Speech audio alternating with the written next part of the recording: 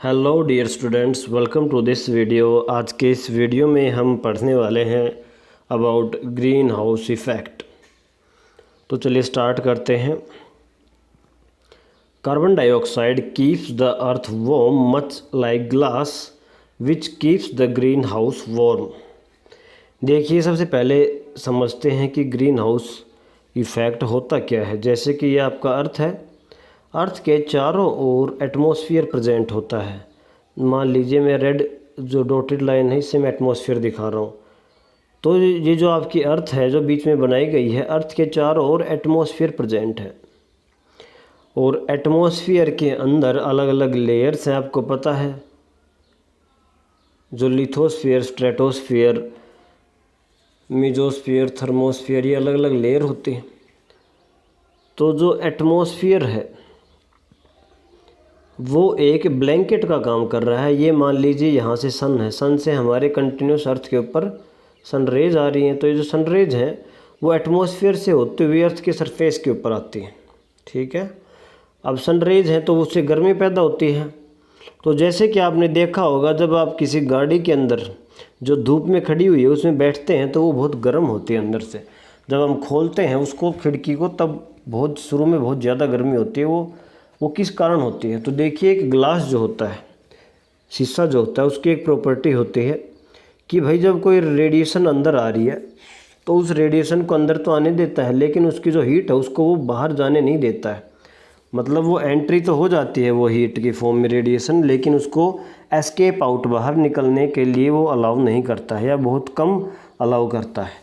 तो ऐसा ही हमारा एटमॉस्फेयर के अंदर कुछ गैसेज होती हैं, जैसे कि कार्बन डाइऑक्साइड होगी, मीथेन होगी, उसको हम कहते हैं ग्रीन हाउस गैसेज।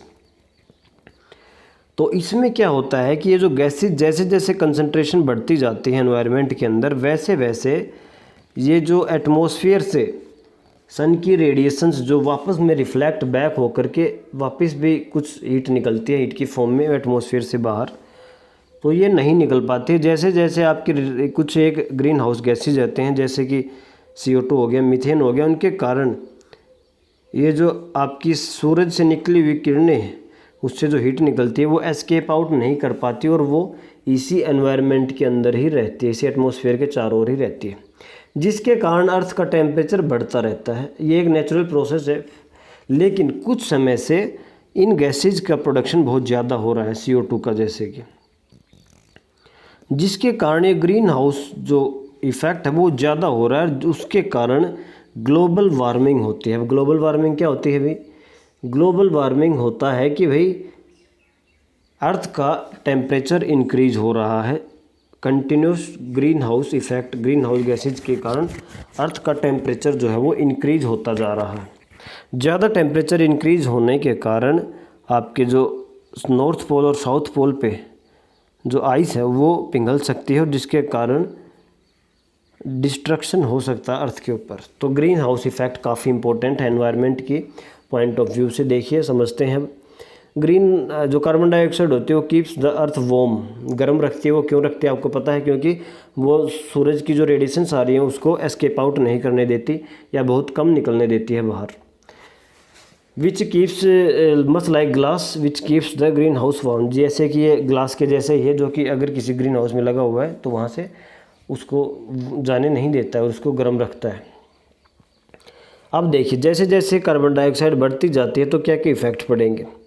जैसे ही कार्बन डाइऑक्साइड बढ़ेगी तो इससे क्या बढ़ेगा? Intensifies green house effect. इससे ग्रीन हाउस इफ़ेक्ट यानी जो रेडिएशंस है वो रिफ्लेक्ट बैक नहीं हो पाएंगी, एस्केप नहीं कर पाएंगी, हीट वो ज़्यादा होगा, जिससे क्या होगा? Leads to global warming. क्योंकि अब वो टेम्परेचर जो है, वो हीट जो है वो अर्थ के ऊपर ही है, एटमॉस्फेयर के अंदर ही है, तो जिसके कारण ओवरऑल अर्थ का टेम्परेचर बढ़ेगा। Increase in average temperature of earth, तीसरा पॉइंट वही हो गया कि भाई ग्लोबल वार्मिंग से अर्थ का ओवरऑल एवरेज टेम्परेचर इंक्रीज होगा और इसके कारण क्या होगा? May lead to melting of polar caps. जो आपकी पोल्स के ऊपर है, नॉर्थ पोल, साउथ पोल के ऊपर, जो आप वहाँ पर जो पोलर कैप्स हैं जिसके अंदर की आइस है पूरा, वो मेल्ट हो जाएगी और उसके कारण बाढ़ की स्थिति आ जाएगी पूरी अर्थ के ऊपर।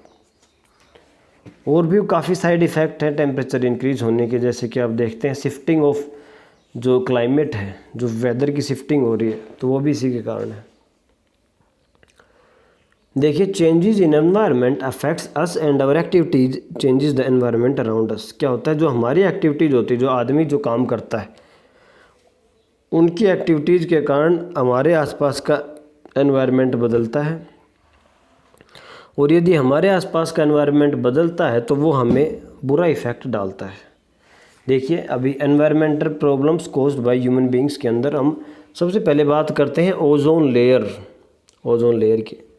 तो ओजोन लेयर क्या होते हैं, मान लीजिए अर्थ है, और अर्थ के लगभग स्ट्रेटोस्फियर एक लेयर, जैसे आगे आपने लेयर्स पढ़ी हैं, लिथोस्फियर, स्ट्रेटोस्फियर, मेसोस्फियर, थर्मोस्फियर। तो ऐसे ही जो स्ट्रेटोस्फियर लेयर जो होती है, वहाँ पर एक स्ट्रेटोस्फियर के अंदर एक लेयर प्रेजेंट होती है 2.5 से 3 किलोमीटर चौड़ी, जो कि हमारे वहाँ से which is a part of our atmosphere from 16 to 60 kilometre above the sea level. तो 16 से और 60 किलोमीटर यदि आप ऊपर की तरफ जाते हैं तो वहाँ पर एक लेयर मिलती है ओजोन की, जो कि 2.5 से 3 किलोमीटर चौड़ी होती है।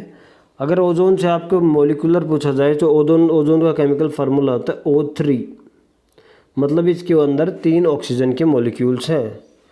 तो देखिए, ozone is a allotrope of oxygen, oxygen का एक एलोट्रोप है। It's molecule is made of 3 oxygen atoms, इसके अंदर 3 ऑक्सीजन एटम होते हैं।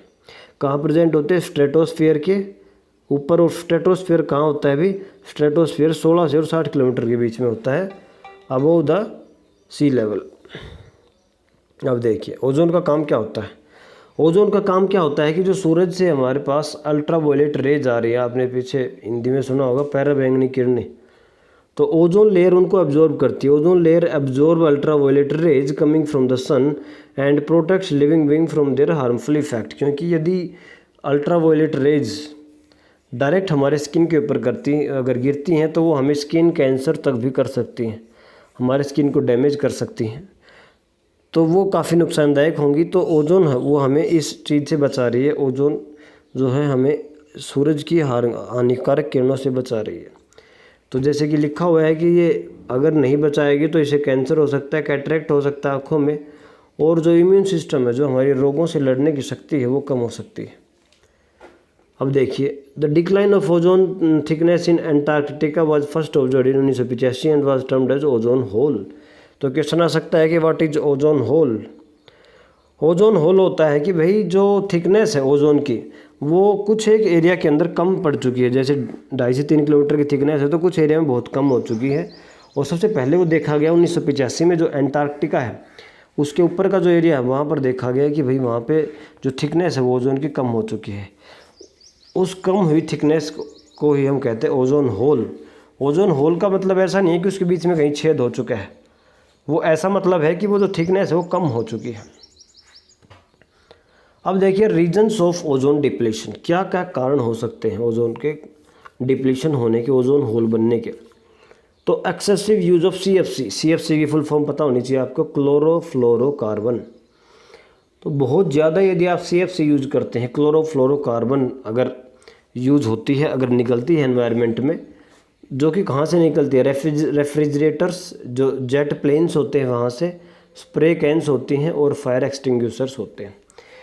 तो इनसे बहुत ज़्यादा CFC निकलती है, क्लोरोफ्लोरोकार्बन रिलीज़ होती है, जो कि आपके O3 के साथ आगे जा कर के उसके साथ रिएक्शन करती है और उसको ऑक्सीजन और एक मॉलिक्यूल ऑक्सीजन का और नेसेंट ऑक्सीजन में तोड़ देती है, और वो उसको डिप्लीट कर देती है मतलब। और दूसरा जो रीजन है वो है न्यूक्लियर एक्सप्लोजन। तो जो ओजोन डिप्लेशन के 2 मेन कारण हैं। अब देखिए, आपका लास्ट टॉपिक है आपका एयर पोल्यूशन में स्मोग। स्मोग क्या होती है, तो smog is a type of air pollution, एक एयर पोल्यूशन वायु प्रदूषण का ही एक प्रकार है। The word smoke come from the blend of 2 words, smoke and fog. Smoke होता है आपका धुआं और फोग होता है आपका धुंध, मतलब धुआं और धुंध जहाँ पर मिल जाते हैं वहाँ पर स्मोक बन जाता है, और उससे एक पोल्यूशन होता है, एयर पोल्यूशन का टाइप है।